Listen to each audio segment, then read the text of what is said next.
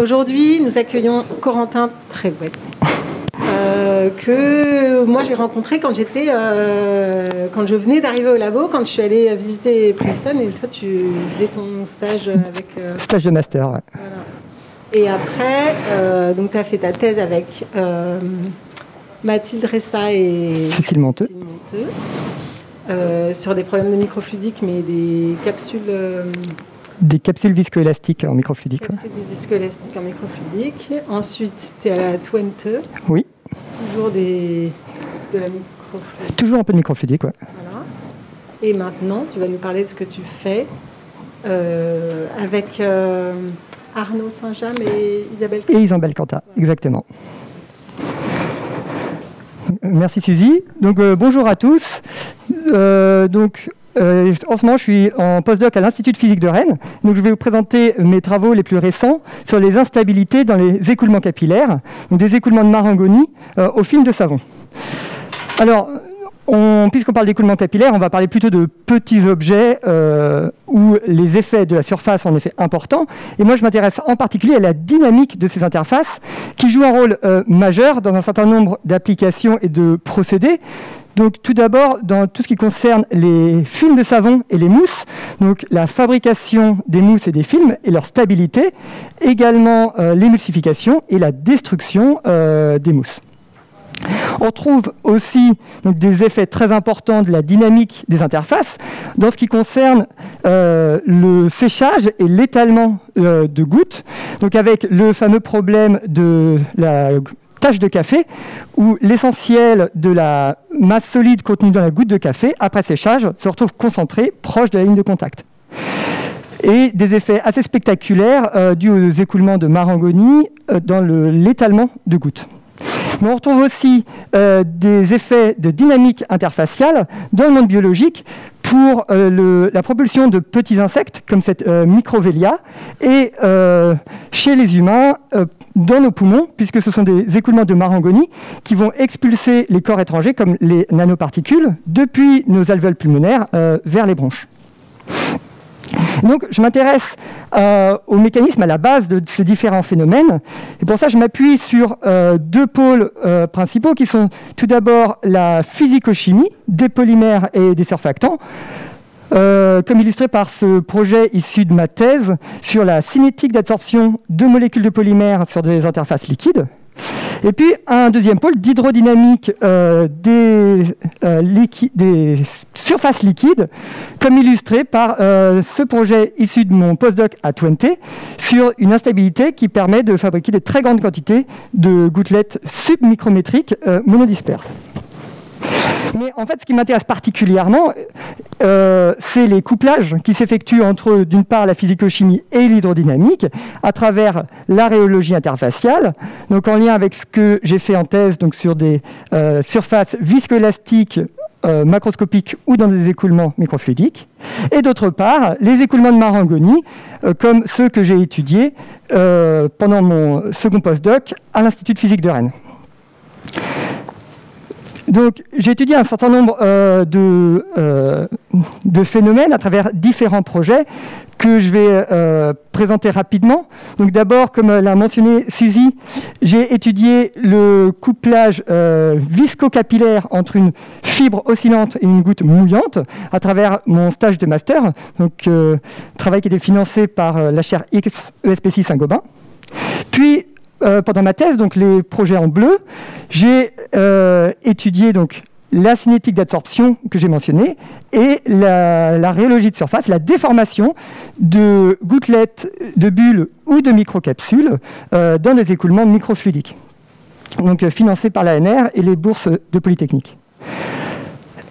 Pendant mon postdoc à l'université de Twente, j'ai travaillé sur des projets assez variés, j'en cite ici deux. Donc je me suis intéressé d'un point de vue théorique aux écoulements qui ont lieu à la surface de solides portés à haute température, donc ici du verre, et le but est de comprendre comment ces nanoparticules, ici d'or, viennent s'enfouir spontanément dans le verre quand on porte tout ça à typiquement 1000 degrés.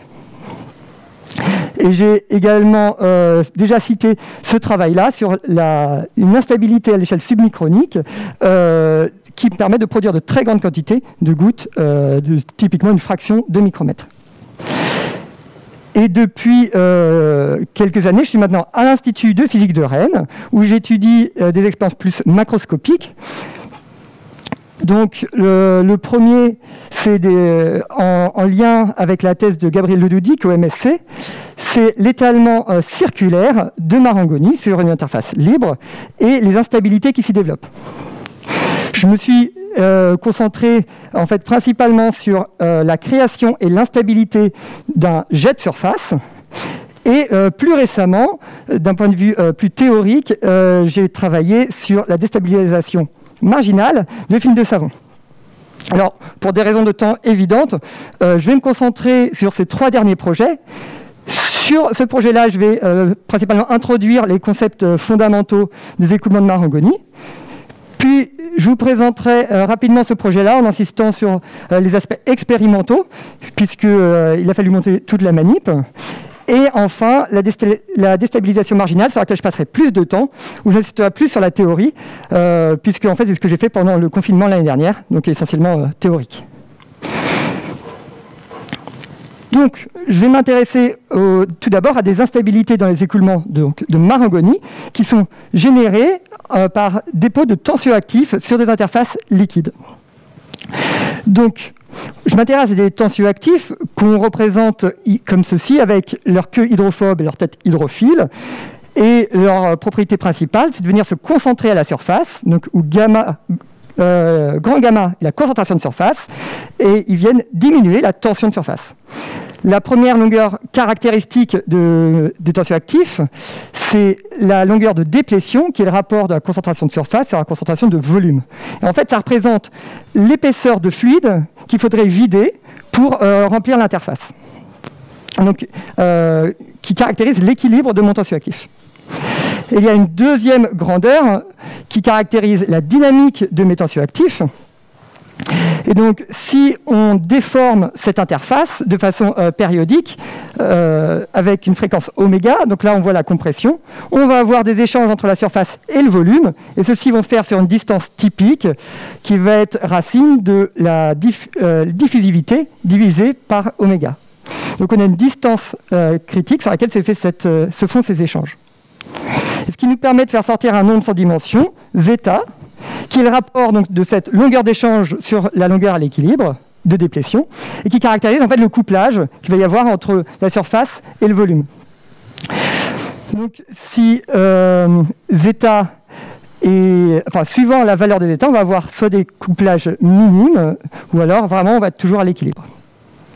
Donc on le voit particulièrement bien quand on fait des écoulements de Marangoni. Donc pour ça, on va venir déposer, comme représenté ici, au centre d'une surface liquide, une goutte concentrée en tensioactif.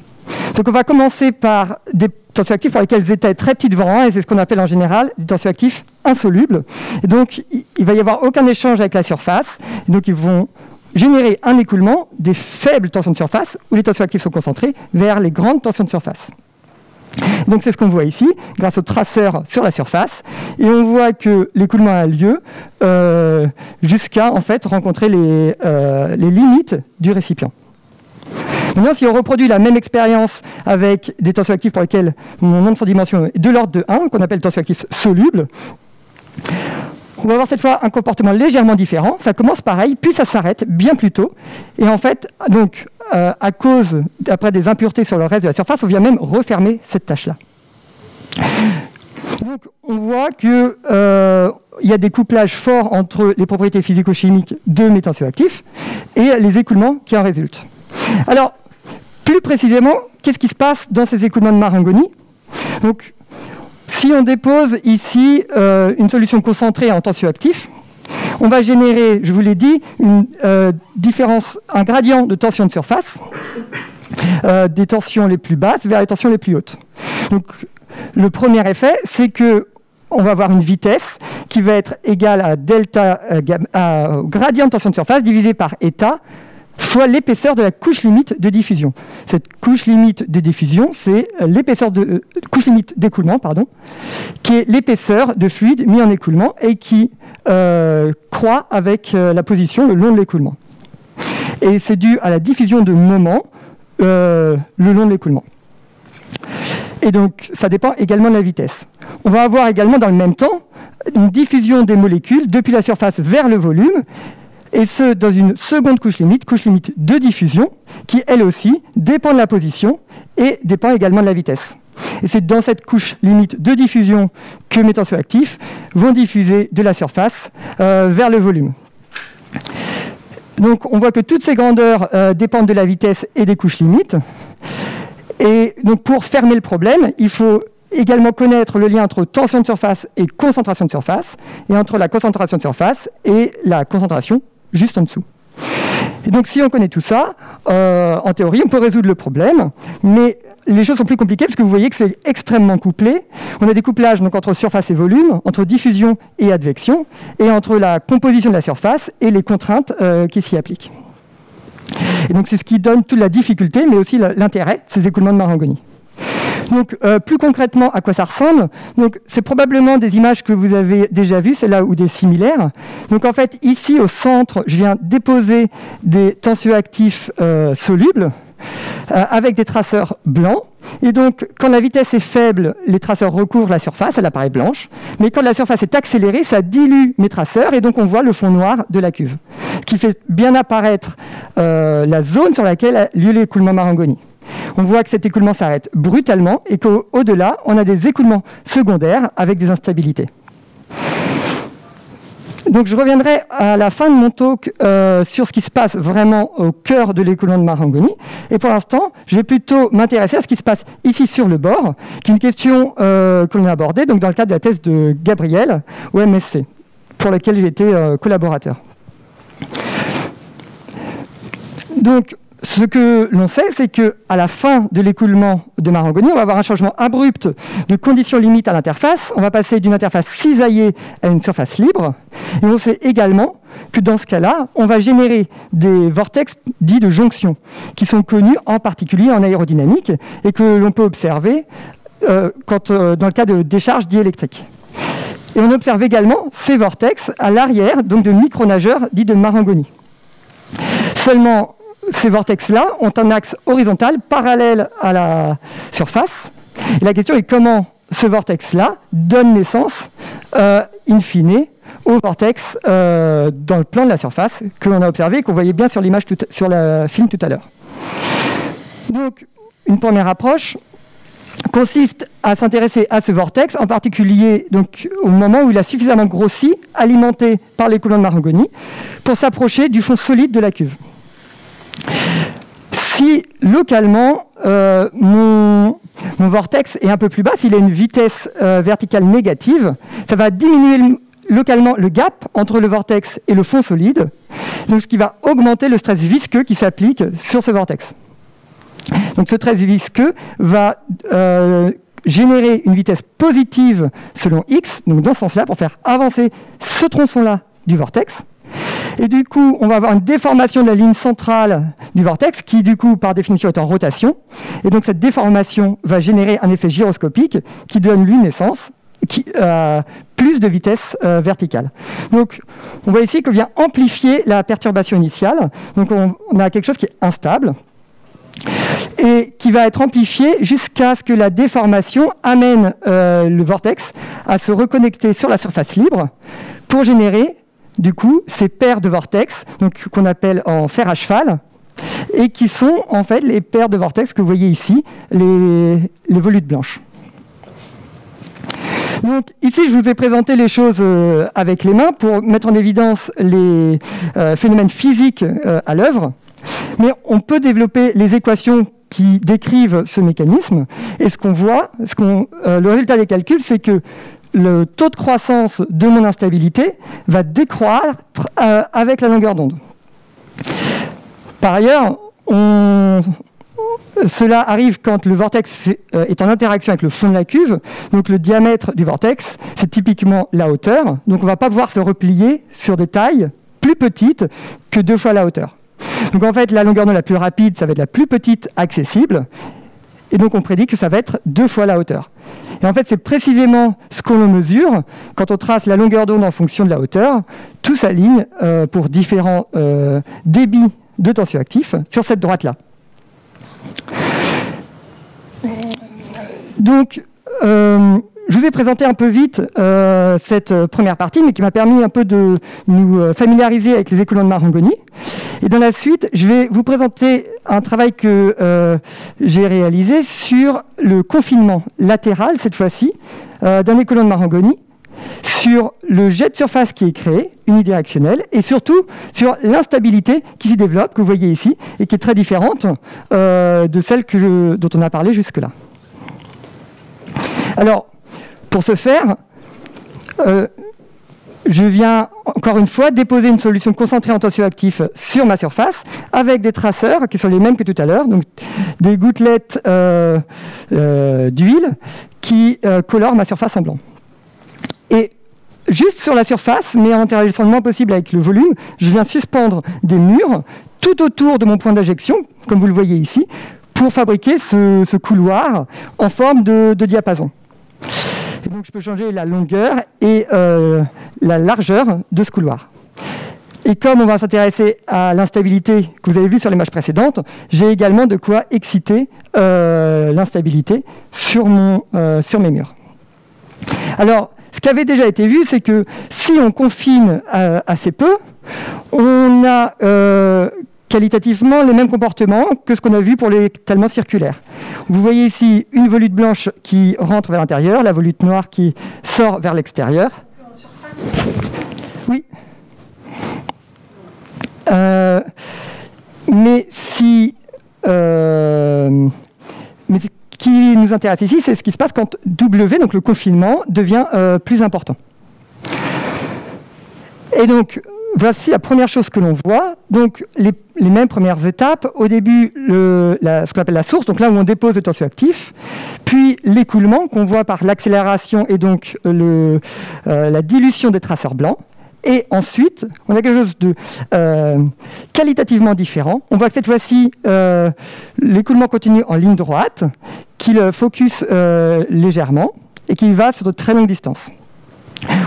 Donc, cet écoulement ici est unidirectionnel, donc en opposition à l'écoulement de Marangoni qui lui est isotrope. Donc on sait que c'est l'inertie qui vient propulser cet écoulement. On observe par ailleurs que la largeur de cet écoulement est plus petite que le confinement que j'ai imposé. Donc les dimensions typiques, c'est une vingtaine de centimètres en longueur pour une largeur de l'ordre du centimètre et une épaisseur qui est l'épaisseur de ma couche limite d'écoulement qui vaut typiquement 1 mm. Donc en fait, c'est un ruban, en gros, c'est la forme d'un ruban. Et avec des vitesses qui sont en fait pas du tout négligeables, on est de l'ordre de 10 cm par seconde. Et une des choses qui nous intéresse dans ce jet de surface, c'est qu'on observe des choses assez similaires à l'arrière des micronageurs de Marangoni. Donc ici, un micronageur artificiel en déposant un morceau de tensioactif, ou naturel, donc la Microvelia dont j'ai parlé en début de présentation. Et des travaux très récents qui seront bientôt publiés de l'Institut Lumière-Matière montrent qu'on a effectivement une traînée à l'arrière de ces nageurs et que cette traînée n'est pas une traînée hydrodynamique comme on peut en avoir à haut nombre de Reynolds. Donc, la première étape a été de caractériser l'hydrodynamique et les écoulements dans ce jet et autour. Et donc, pour ça, j'ai mis en place de la PIV de surface. Et ce qu'on voit ici, donc c'est l'expérience vue de haut avec le jet ici, et la couleur code pour la vitesse. Ce qu'on voit, c'est que la largeur de mon jet augmente le long de l'écoulement. Et ça, c'est dû en fait à la diffusion de la vorticité le long de l'écoulement. Mais on voit également que les lignes de courant, elles, à l'inverse, convergent vers le jet, et qui sont des caractéristiques assez communes en fait, des jets à 3 dimensions. Si on regarde maintenant la vitesse vraiment au centre du jet, on voit donc dans la zone que j'ai appelée la source tout à l'heure, donc avant l'écoulement une vitesse presque nulle, une vitesse bien plus rapide dans l'écoulement Marangoni, et ensuite dans le jet, la vitesse décroît en 1 sur x. Et ça, on le comprend bien en prenant en compte le fait que ma couche limite va croître le long de l'écoulement. Donc la masse d'une section d'écoulement augmente avec le temps. Avec le temps et donc le long de l'écoulement. Et donc, à quantité de mouvement fixée, il faut bien que mon écoulement ralentisse. Et donc, en 1 sur x, vous voyez ici que cette explication décrit très bien nos observations sans paramètres ajustables. Mais en fait, ce qui nous a intéressé particulièrement, c'est l'instabilité qui se développe sur ce jet. Et donc, en fait, systématiquement, on voit apparaître, plus ou moins tôt dans l'écoulement, une instabilité de méandre. Et ce, quels que soient les débits que l'on impose, quelle que soit la longueur du confinement, et même quand la surface commence à être complètement saturée de traceurs, cette instabilité continue de se développer. Donc c'est vraiment quelque chose de robuste. Donc, pour la comprendre plus en détail, j'ai mis en place une observation stroboscopique de mon instabilité. Donc je viens exciter ici sur le bord, à faible amplitude, mon écoulement. Et j'enregistre à la caméra à la même fréquence que mon excitation. Donc j'obtiens des images telles que celle-ci. Et l'intérêt de la synchronisation, de la stroboscopie, c'est que quand la longueur d'onde est instable, on va voir croître ici l'amplitude de l'instabilité en fonction de la position. Et on voit que d'une image à l'autre, les motifs sont exactement à la même position. Ce qui vient du fait qu'ils ont la même fréquence que ma caméra. Ce qui confirme que ce que j'observe sur ces images, c'est bien l'amplification de ce que j'ai excité et pas d'une perturbation due au bruit ambiant. Donc, sur ces images, je peux mesurer la longueur d'onde. Comme je connais la fréquence, je peux en déduire la vitesse de propagation de cette instabilité et de l'amplitude, en déduire le taux de croissance de l'instabilité. Donc, ici, je trace l'amplitude en fonction du temps, du coup, pour l'instabilité quand elle se propage le long du jet. Et on voit qu'on a bien une croissance exponentielle et on peut en extraire un taux de croissance. Mais ce qui m'a intéressé, c'était en particulier de mettre en évidence une fréquence limite. Et ce qu'on a vu, c'est qu'en dessous de cette fréquence, je vais avoir les longueurs d'onde que je vous ai présentées, l'instabilité, donc qui seront synchrones avec la caméra, ce qui signifie bien que c'est ces fréquences-là qui sont instables. Et au-delà de cette fréquence-là, je vais bien observer une instabilité, mais qui ne sera pas synchrone avec ma caméra, ce qui signifie que ce n'est pas la fréquence que j'ai excitée, mais les perturbations de l'écoulement qui les ont générées. Donc dans ce cas-là, je n'enregistre pas la longueur d'onde puisqu'elle ne correspond pas à la fréquence que j'ai fournie. Donc maintenant qu'on a bien caractérisé à la fois notre écoulement et l'instabilité, on peut l'identifier plus facilement. Et en fait, ça correspond à une instabilité qui a été décrite par Rayleigh pour alors un jet de volume, mais invariant dans une direction, donc avec une profondeur infinie dans la direction perpendiculaire à l'écran.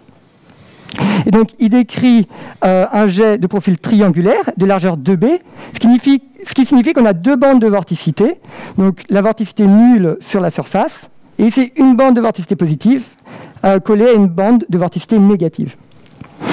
Et ce qu'il montre dans ces calculs, c'est qu'on va avoir une zone de stabilité qui correspond aux basses longueurs d'onde, donc qui ne vont pas s'amplifier, et que pour les grandes longueurs d'onde, on va être instable et que les petites perturbations vont être amplifiées. Ce qui correspond à ce que j'ai observé dans les expériences.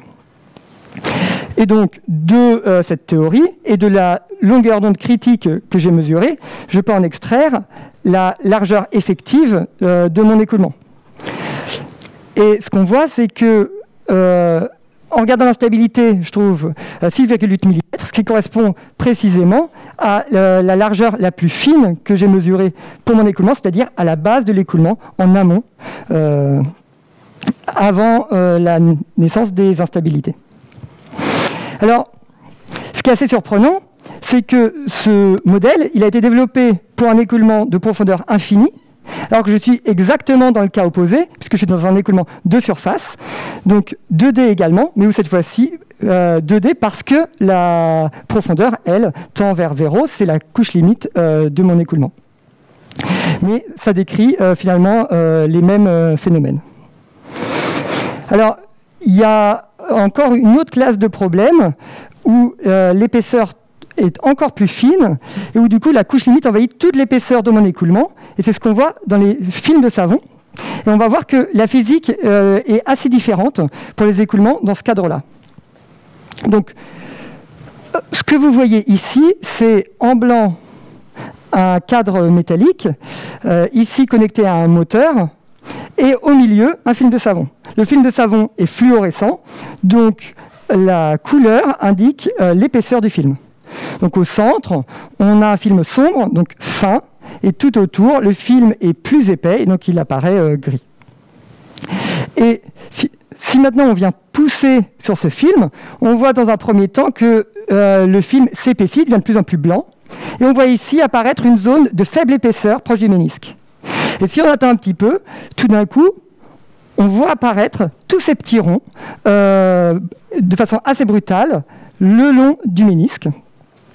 Puis, dans un troisième temps, ces petits ronds vont grossir, gagner en amplitude et en longueur d'onde.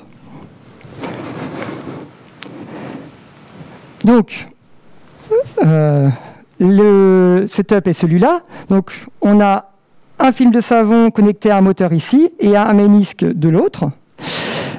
Et on a distingué 4 étapes. La première, c'est au départ, mon film est plat, proche du ménisque, la couleur est homogène. Dans un deuxième temps, on voit un pincement apparaître. On a une zone plus sombre, proche du ménisque. Après, brutalement, on voit apparaître ce motif périodique. Et enfin, la croissance de ce motif pour aller vers des plus grandes longueurs d'onde et des plus grandes amplitudes. Alors, une des raisons de s'intéresser à ce phénomène, c'est que c'est ce qui donne naissance à ce qu'on appelle la régénération marginale. On sait que dans les mousses et dans les bulles à la surface des liquides, l'amincissement du film ne se fait pas de façon homogène, mais se fait par émission à la surface de patchs de films de faible épaisseur. C'est ce qu'on voit ici, et qui sont avec une longueur d'onde bien caractéristique. Et ensuite, ces patchs étant plus fins, ils sont plus légers, et la poussée d'Archimède vient les arracher pour les faire remonter jusqu'en haut. Donc, on voit mieux sur cette vidéo. Donc, on gonfle la bulle, donc vidéo réalisée par Adrien Bussonnière. On va voir ici, très vite, voilà, se former ces petits patchs qui après remontent sous l'effet de la gravité, s'accumuler en haut de la bulle. Et du coup, qui vont amoindrir l'épaisseur de film, là-haut, et du coup, in fine, favoriser la rupture des films.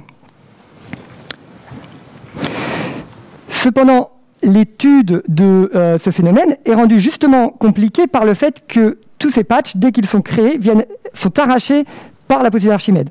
C'est la raison pour laquelle on a travaillé sur un film horizontal, sur un film épais, dans lequel peuvent avoir lieu ces phénomènes, et se passer de l'arrachement gravitaire.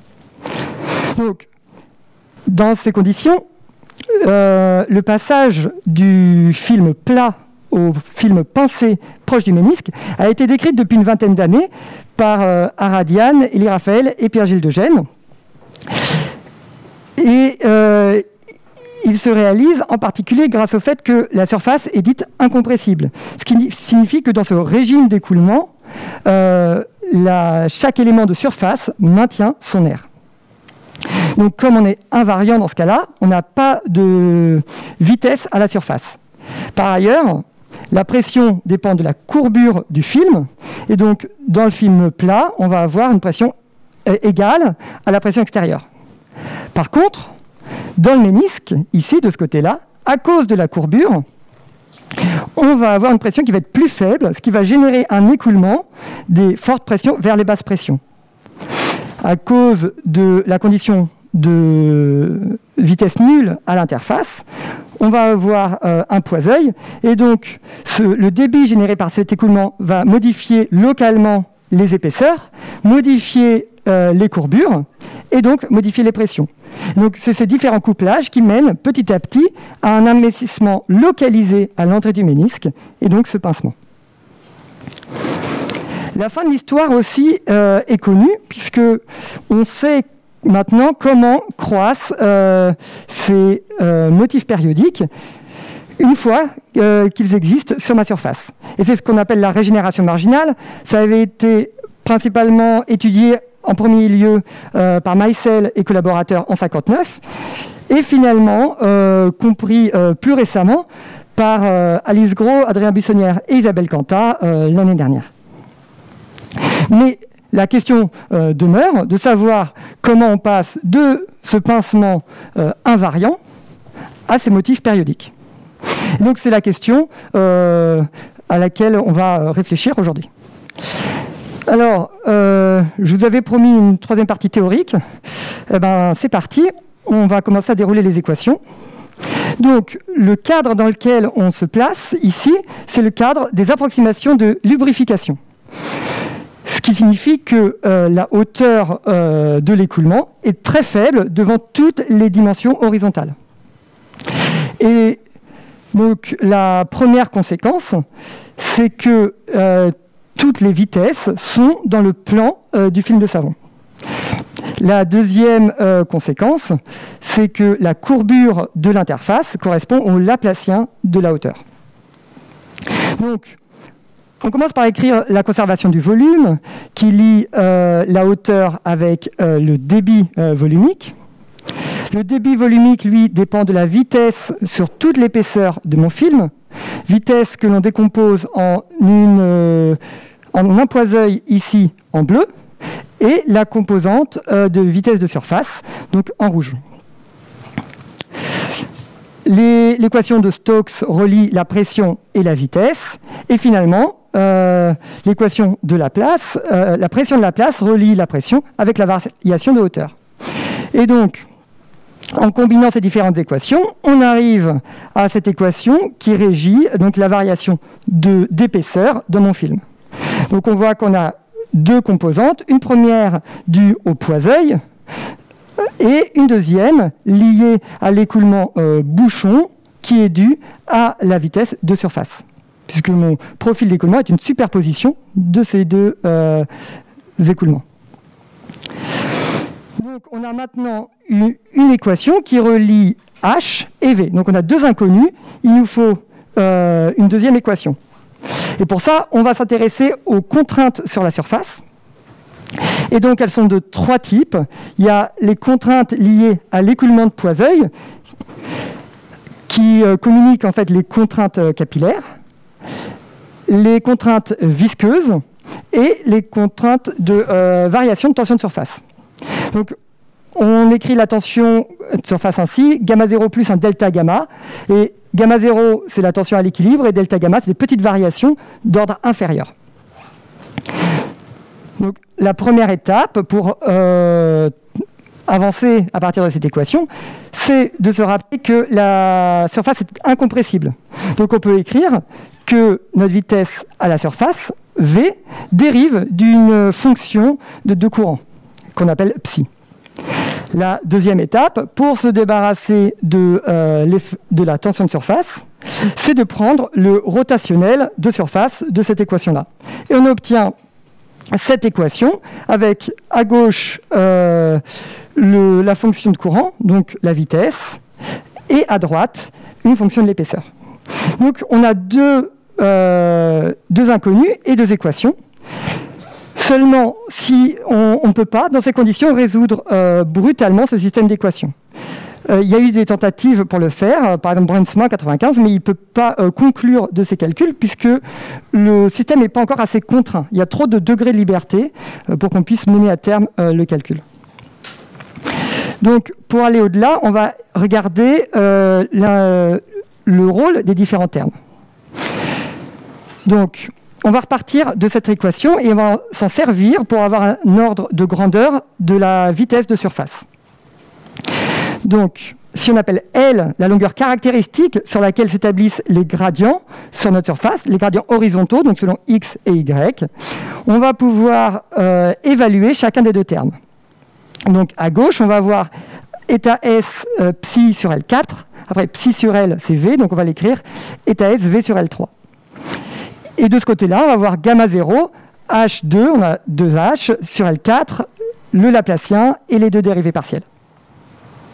Et donc, ceci, ça nous donne un ordre de grandeur pour la vitesse, donc qui est de l'ordre de gamma 0H sur état S, donc une vitesse viscocapillaire, multipliée par H sur L, donc le facteur de lubrification, la distance verticale divisée par la distance horizontale.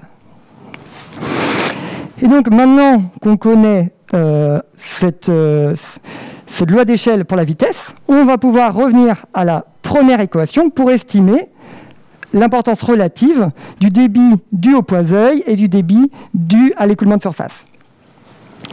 Donc, le débit dû au poids-œil sera négligeable devant le débit dû à l'écoulement de surface si et seulement si gamma 0 H4 sur 3 état L3, c'est-à-dire l'ordre de grandeur de ce terme-là, est très petit devant l'ordre de grandeur de ce terme-là, donc ce qu'on a établi pour la vitesse multiplié par H. Et ça, ce sera vérifié seulement si les longueurs caractéristiques de mes gradients horizontaux sont plus grands qu'une longueur caractéristique que j'appelle sliding puzzle dynamics, qui est égale en fait à H fois racine de état S sur état multiplié par H, ce qui vaut typiquement 30 micromètres, et ce qui est en général le cas dans les écoulements qu'on regarde, et en particulier dans ceux que je vais regarder aujourd'hui. Et donc, dans ce cadre-là, l'équation 1 devient beaucoup plus simple, puisqu'on peut négliger le débit dû aux écoulements de poids-œil. Et ce qu'on voit, certains reconnaîtront cette équation, elle signifie que la hauteur est simplement advectée par la vitesse. Et donc, ce régime que j'ai mis en évidence, c'est ce qu'on appelle le sliding puzzle dynamics. Donc, s'il n'y a qu'une chose à retenir de tout ce que je vous raconte aujourd'hui, c'est probablement sur cette slide, c'est que dès qu'on est dans un film de savon sur des tailles plus grandes que 30 micromètres, longueur horizontale, on peut négliger le débit de poids-œil et l'épaisseur est juste advectée par la vitesse. Donc, pour résumer cette partie-là, on est parti des hypothèses d'Aradian, donc avec l'invariance, toujours notre surface incompressible, et on prenait en compte l'écoulement de poids-œil dans le volume. L'invariance et l'incompressibilité faisaient qu'on ne pouvait pas avoir de vitesse à la surface. Pour regarder la naissance de ce motif périodique, il a fallu forcément lever l'hypothèse d'invariance, mais du coup on se retrouve avec un problème couplé, très compliqué à résoudre, et c'est ce qu'avait essayé de faire Bruinsma donc, en 1995. Seulement, l'étude des ordres de grandeur nous montre que dès qu'on est à des longueurs plus grandes que cette longueur de coupure, en fait, on va avoir des écoulements bouchons dans notre film de savon, ce qui va grandement simplifier la dynamique.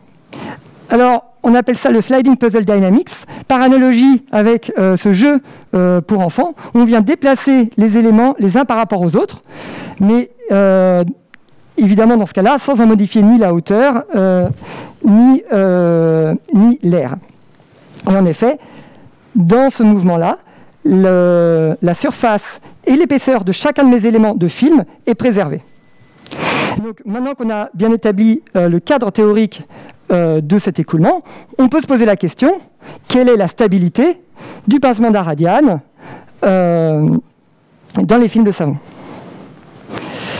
Alors, on peut se demander quel est le degré de liberté qui nous reste si on ne peut plus changer ni la surface de notre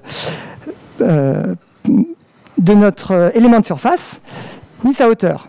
Mais en fait, pour ça, il faut revenir à l'écriture de la surface totale, qui s'écrit grâce à Pythagore, racine de 1 plus le gradient de la surface de l'épaisseur au carré, fois dx dy, où dx dy sont les dimension horizontale de mon élément de film. Donc le produit dx dy est fixé par l'incompressibilité, et ça on peut le développer puisque les gradients d'épaisseur sont toujours très faibles devant 1, et donc on obtient ici la surface projetée plus un second terme qui dépend du gradient d'épaisseur au carré. Donc ce qu'on voit, c'est qu'en réarrangeant nos films, nos portions de film, même en gardant H constant et les R, on peut changer les gradients d'épaisseur, ce qui va faire varier l'aire totale du film. Donc, de façon plus rigoureuse et plus détaillée, on peut le montrer en reprenant l'équation qui qui équilibre les contraintes à la surface. Donc avec le terme de Poiseuil, de viscosité et de tension de surface. Et on va projeter cette équation vectorielle sur le champ de vitesse. Donc on fait le produit scalaire avec la vitesse et on l'intègre sur toute notre surface. Et ce qu'on voit, c'est que ce premier terme est égal à moins gamma 0 fois la variation d'air totale du film au cours du temps. Le terme de viscosité est égal à moins la dissipation visqueuse de surface, et que ce troisième terme disparaît. Et donc on obtient cette nouvelle équation dA sur dt plus ds sur gamma 0 égale 0. Donc on trouve une équation bien plus simple du mouvement dans notre film de savon, qui est cette fois-ci découplé complètement de l'écoulement de Poiseuil sous-jacent. Et cette équation, du coup, elle peut être étudiée analytiquement. Mais en première approche, on va faire encore plus simple, puisqu'on va utiliser le fait que la dissipation visqueuse, elle est toujours positive, ce qui signifie qu'au cours de l'écoulement, dA sur dt doit être strictement négatif tout le temps. Et donc on a une condition nécessaire pour la déstabilisation. Et donc là, on est parti d'un problème dynamique très couplé, et on arrive à un problème statique, géométrique, que l'on peut résoudre facilement, en particulier avec les outils numériques. Donc, concrètement, on commence avec un pincement d'Aradian qu'on a simulé. Ici, vous avez le ménisque en bas, en haut, le film plat, et au milieu, le pincement, donc de largeur W et de profondeur H0. Et on travaille dans une boîte de côté lambda.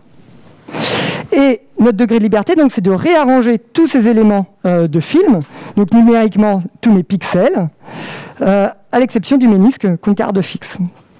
Et on va le réorganiser en faisant des formes rondes comme ici, donc en mettant les basses épaisseurs au milieu, donc tous mes pixels de couleur bleue en fait se retrouvent ici, etc. Donc d'un point de vue plus formel, en fait ce qu'on conserve c'est l'histogramme des hauteurs. Donc pour chaque H0, c'est l'épaisseur totale de film qui a une épaisseur plus petite que H0. Donc c'est l'histogramme cumulatif et c'est une fonctionnelle du champ d'épaisseur. Mais en général, on travaille plutôt donc, avec la dérivée de cet objet-là en fonction de H0. Et donc en fait, c'est la densité de présence de chacune des hauteurs. Donc si par exemple ici les plus basses hauteurs c'est la couleur bleue, le nombre de pixels bleus correspond ici à la valeur pour les basses épaisseurs. Et donc on peut réorganiser tous nos pixels en respectant ces conditions-là. Et donc tous les pixels qui sont ici dans le rectangle de côté WP et lambda vont se retrouver dans ce cercle-là. Et donc, R carré est égal à lambda WP sur pi, et on obtient des profils comme celui-ci. Donc avant d'aller plus loin, on va regarder un petit peu ce que ça signifie pour la variation de surface. Et donc, on va commencer par des lois d'échelle. Ici, on va intégrer, pour regarder la variation de surface entre l'air projeté et l'air réel, on va sommer tous nos gradients d'épaisseur au carré. Donc, ces gradients, ils sont répartis dans mon rectangle ici, donc WP fois lambda, et les gradients sont de l'ordre de H0 sur WP, ici. Donc, on obtient cette équation-là. Maintenant, dans le cas réarrangé, rond, la surface totale est en R carré, et les gradients sont en H0 sur R. Et donc, on trouve exactement H0 carré. Et donc, ceci nous permet d'avoir une condition nécessaire pour la déstabilisation. On a vu qu'il fallait diminuer l'air total, donc ce qui signifie qu'il faut que H0 fois 1 moins lambda sur W soit négatif, pour qu'on ait une diminution de l'air total pendant le réarrangement. Et donc ça nous montre que ce sont les grandes longueurs d'onde qui vont être instables, et qu'on va avoir une longueur d'onde critique, lambda 0, qui va être de l'ordre de WP, donc en fait, finalement, la taille de notre système, du pinch, et que c'est indépendant de la profondeur.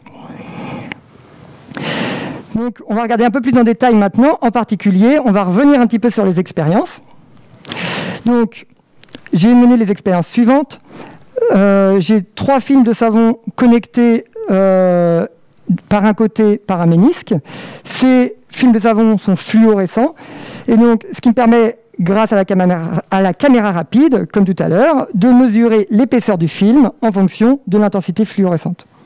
Et j'utilise aussi une caméra hyperspectrale pour mesurer les teintes de Newton, ce qui me donne accès également à l'épaisseur du film. Et donc, ce que je vois, c'est que pour les temps du coup négatifs, avant déstabilisation, j'ai un pinch ici qui est invariant, avec des épaisseurs plus faibles au milieu. Donc ici, en dessous, le ménisque, en haut, le début du film plat, et le pinch entre les deux. Et une fois que le pincement est déstabilisé, on voit apparaître donc cette longueur d'onde et ce motif périodique. Alors, pour analyser ça quantitativement, ce qu'on fait, c'est qu'on prend le signal de la caméra spectrale, je fit mon profil avec les profils simulés pour le pincement d'Aradian, et j'extrais du coup le meilleur fit. Et c'est cette forme du coup simulée que je vais utiliser pour mettre dans la routine que je vous ai décrite tout à l'heure, où je réarrange mes pixels. Et je fais ça du coup pour des boîtes de différentes largeurs, donc pour différents lambdas. Et j'observe qu'il y a un lambda critique au-dessus duquel la forme ronde réarrangée, ici en rouge, a une surface ou équivalent une énergie capillaire plus faible que le cas invariant. Ce qui signifie que je pourrais avoir des stabilisations que pour les lambdas plus grands que ce lambda étoile.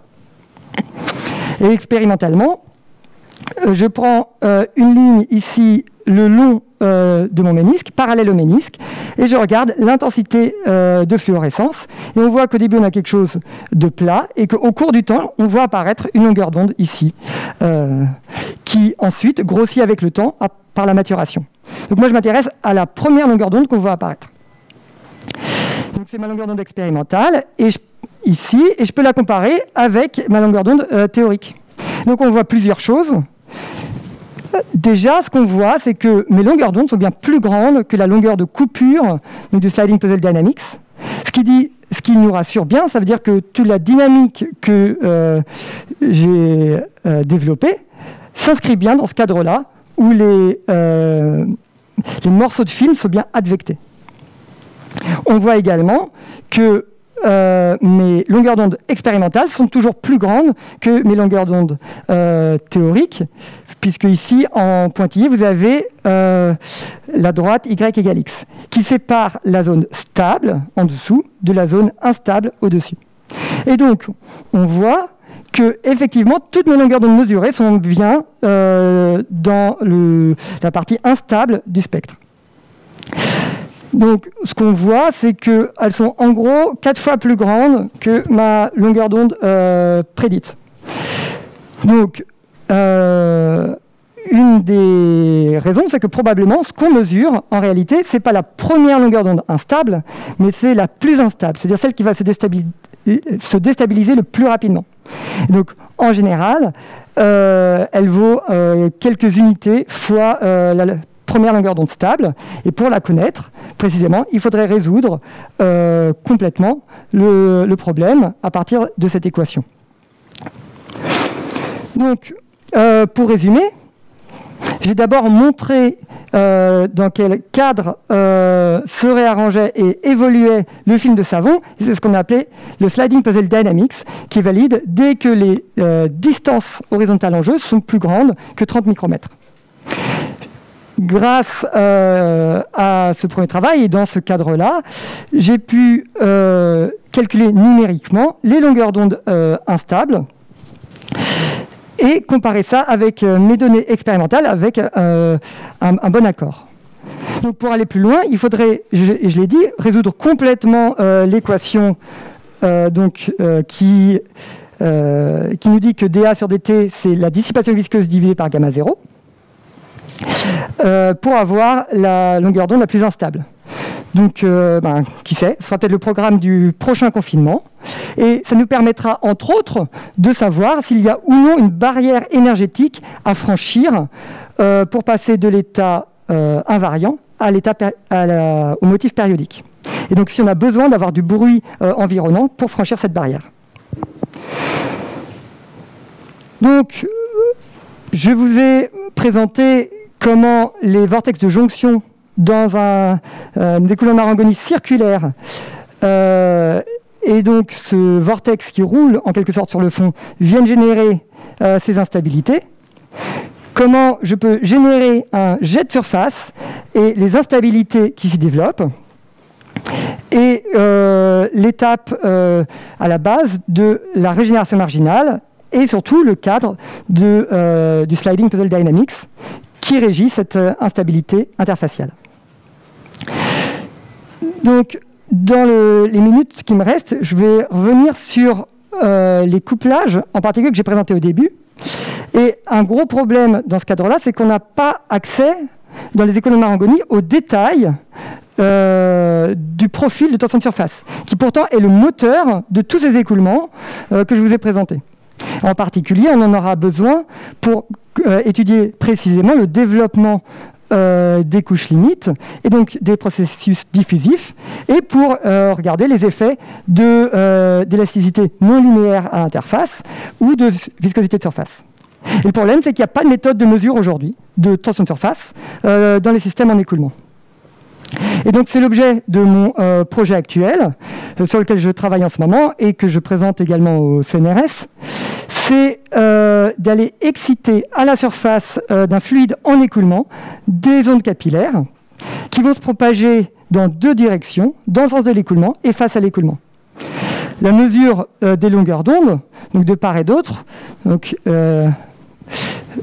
ici la résolution n'est pas très bonne, mais donc on voit apparaître des longueurs d'onde de part et d'autre de la lame sur laquelle j'applique le champ électrique.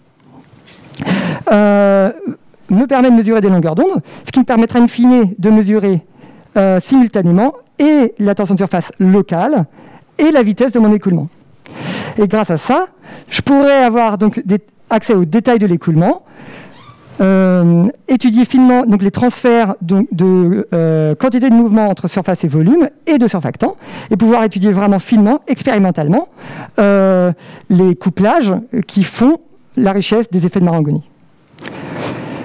Donc, merci à tous pour votre attention et je remercie également les différentes personnes impliquées dans ces travaux, donc à l'Institut de physique de Rennes, Arnaud Saint-Jalm et Isabelle Canta, et les gens avec qui on a collaboré, donc Mathieu Rocher et Gabriel Ledoutic à Diderot, Mathieu Labousse à l'ESPCI et Stéphane Perrard à l'ENF.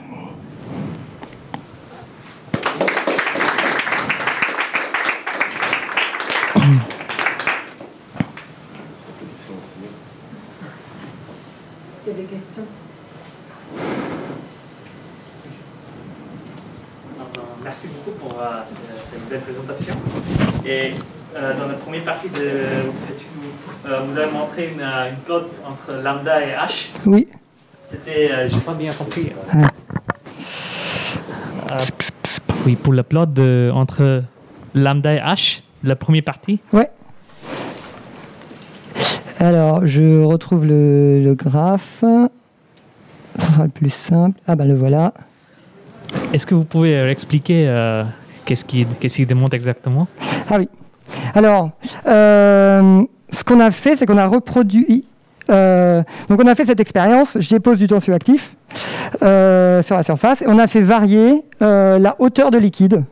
Donc la hauteur ici entre l'écoulement de surface et le fond. En fait, ce qui fait varier la taille du vortex au moment où il se déstabilise. Et ce qu'on voit, c'est que plus on augmente h, plus on augmente la longueur d'onde qu'on voit apparaître. Et que pour différents débits, on tombe toujours sur lambda égale 2h.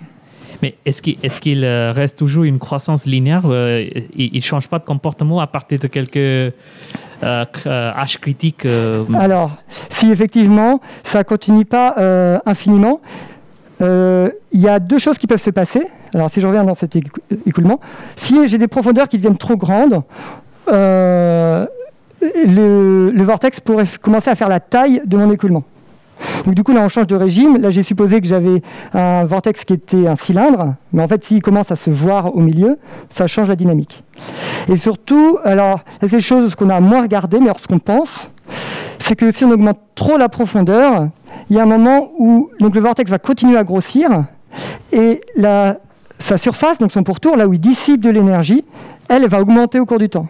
Jusqu'à un moment donné où son alimentation, ici, l'écoulombe d'Argoni, va être égale à ce qu'elle dissipe.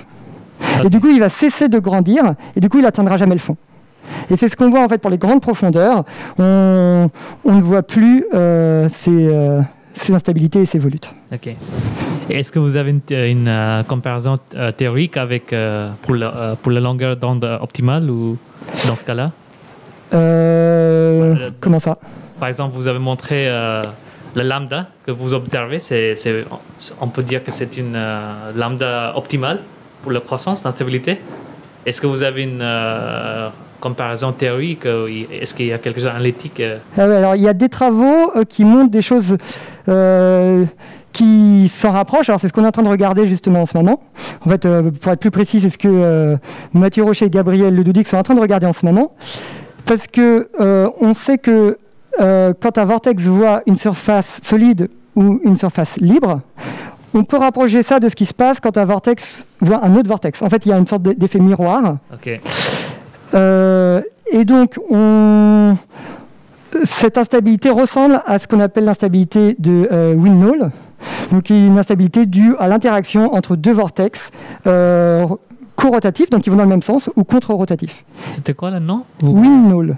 W-I-N-D-N-A-L, je crois. Ok, merci beaucoup. Ouais.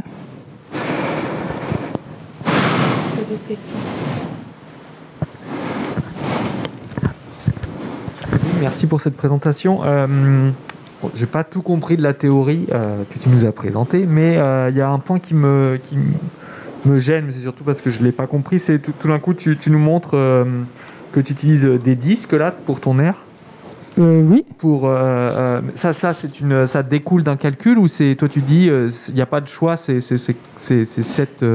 l'air doit devenir comme ça. Ça j'ai pas compris. Le choix de cette forme. Oui, ouais. Non, alors ça c'est arbitraire.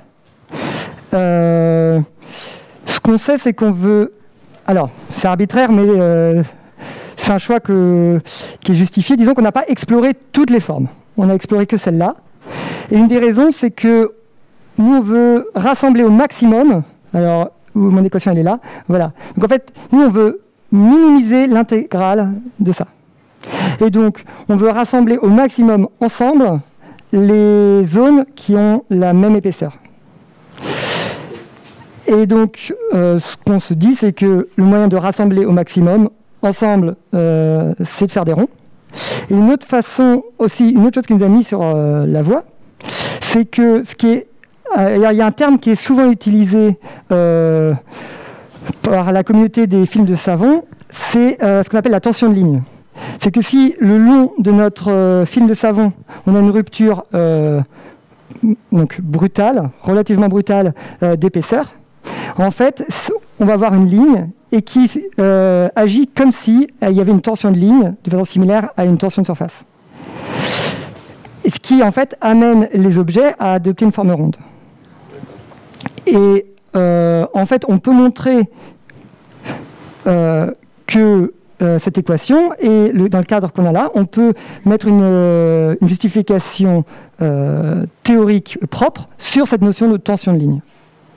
Et du coup, une fois qu'on l'a fait, on peut utiliser, on va dire, un peu l'intuition qu'on a avec la tension de surface pour la tension de ligne, ce qui nous indique qu'a priori, on a plutôt envie de chercher des objets ronds. Voilà, c'est toute la justification qu'il y avait derrière. D'accord. Et expérimentalement, on voit des ronds, ce qui est aussi un indice. Mais effectivement, encore une fois, il faudrait faire ça entièrement. Là, on a en fait regardé des conditions nécessaires à la déstabilisation. Donc, à partir du moment où on en trouve un qui est instable, en fait, ça suffit. À la limite, si on trouve d'autres formes instables, on pourrait peut-être faire baisser le seuil et voir qu'en fait, il y a d'autres formes qui sont instables plus tôt pour des longueurs d'onde plus courtes. Ouais. En tout cas, ça ne te donnera pas celle qui est la plus instable. C'est pas par cette méthode, tu es obligé de résoudre dA sur dt plus ds. Ouais, je vais vraiment être obligé d'aller là. Ouais. Parce que là, en plus, du coup, je compare essentiellement l'état initial et l'état final en imposant des contraintes pour y accéder. Mais je ne regarde pas les contraintes, les variations de surface sur le chemin de réarrangement. Je regarde vraiment l'état final et l'état initial. Ouais. Ok, merci.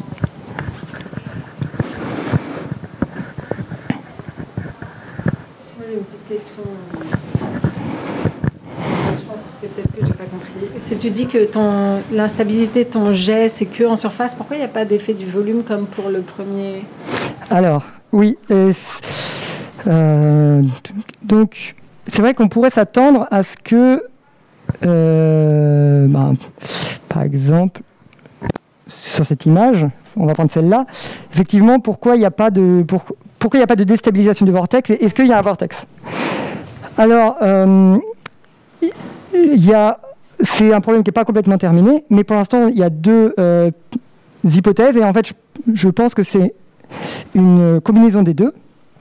La première, c'est qu'ici, je suis à des épaisseurs relativement grandes, et donc la longueur d'onde qu'on devrait avoir, elle serait plus grande que la largeur de confinement. Donc, a priori, on l'empêche de se développer. Sauf que si on réduit en fait l'épaisseur, on ne voit pas apparaître l'instabilité.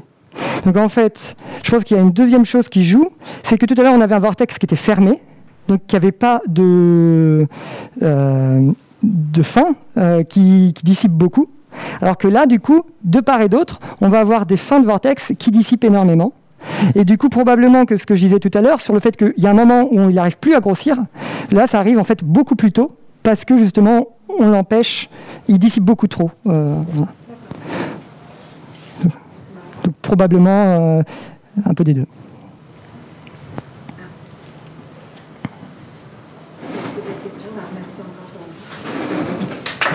Merci.